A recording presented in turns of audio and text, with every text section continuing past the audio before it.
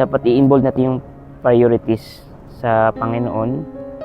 Yung alignment natin sa araw-araw, yung ginagawa natin,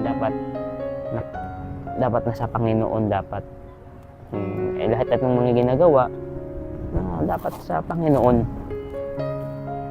Minsan talaga as a Christian, mahirap talaga.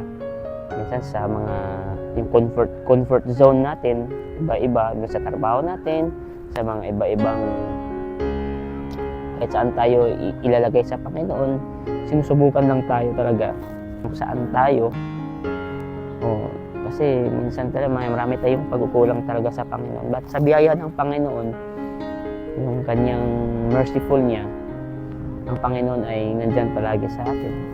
Yung commitment talaga, kailangan talaga sa Christian, dapat priorities talaga, staying commitment in trials. Kahit may mga problema tayo, i-reflect natin na time with staying commitment to God. Minsan may mga trials tayo, minsan nawala na ang Panginoon sa will natin, ganun, di ba?